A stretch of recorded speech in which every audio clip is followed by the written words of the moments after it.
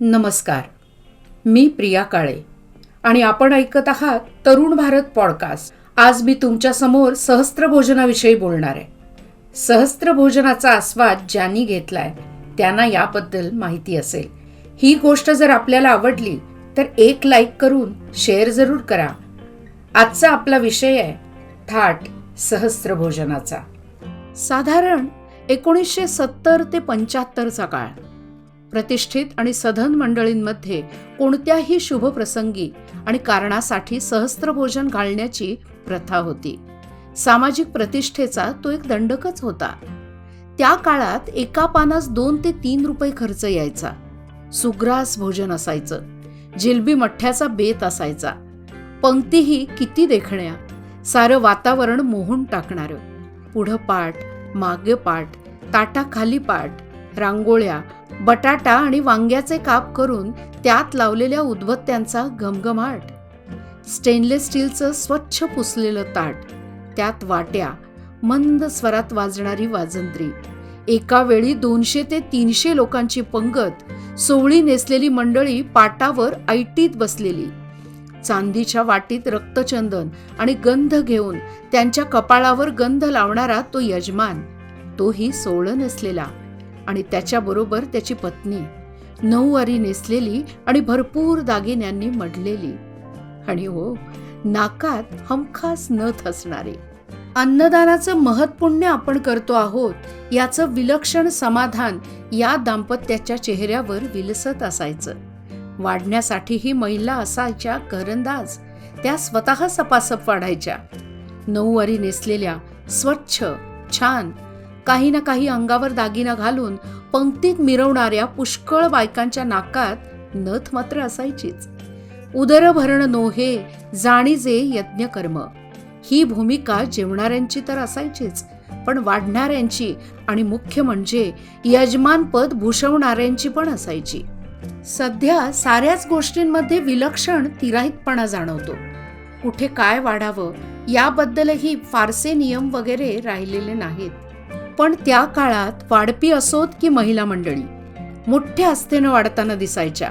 यजमान स्वतः आदरानं आग्रह करायचे, घ्या घ्या, अगदी सावकाशीनं होऊ दे. यजमानीण स्वतःच्या हातानं जिलबी वाढायच्या. पांढरे स्वच्छ मीठ, पिवळं लिंबू, हिरवी चटणी, पांढऱ्या भाताची मूद, त्यावर पिवळं धमक वरण, तुपाची धार, कडेला रंगबिरंगी कोशिंबीर, विविध रंगांचं तळण, बटाट्याची पिवळी भाजी, शिवाय जोडीला एखादी हिरव्या रंगाची भाजी, आळूची भाजी, मठ्ठ्याची वाटी, बहुधा पक्वान्न म्हणून जिलबी, पुरण, खीर किंवा श्रीखंड, असे सारे पदार्थ आणि त्यांची रंगसंगती इतकी बहारदार असायची की मग वेगळं सूप वगैरे घेऊन ॲपेटायझर निर्माण करण्याची गरजच भासत नसे. पंगत बसण्यापूर्वी हातपाय तोंड धुण्याची खास व्यवस्था असे. स्वतः यजमान हात पुसण्यासाठी पंचा घेऊन उभे असायचे. मंडळी स्थानापन्न व्हायची. ती यजमानांनी विनंती केली जायची. आता लग्न सोहळ्याच्या पंक्तीत ताटे हातात धरून उभे राहावे लागते. पूर्वी सारे पानावर बसले की यजमान अगत्यानं पंक्तीच्या मधोमध येऊन उदक सोडायचे. याला सोहळा म्हणतात. म्हणजे अन्नदान हे सत्पात्री दान असल्याची खात्री व्हायची. मग यजमान सौभाग्यवती सोबत हात जोडून जेवणासाठी विनंती करायचे, घ्या घ्या मंडळी, सुरू करा. तोपर्यंत पानातलं कुणीही खात नसे. आता पानात पदार्थ वाढला रे वाढला की पदार्थ बोटांनी चाटायला सुरुवात करतात. कारण वाढायला आलेला पदार्थ आपल्यापर्यंत तरी पोचतो की नाही याची जेवणाऱ्याला खात्री वाटत नाही. पूर्वी भोजनाला सुरुवात झाली की शिस्तबद्ध वाढप सुरू होई. नऊवारी भरजरी साड्या नेसलेल्या त्या मध्यमवयीन बायका फॅशन परेडमध्ये येतात तशा एका मागोमाग एक ओळीत येत व स्वच्छ व सुबक असे वाढप करीत.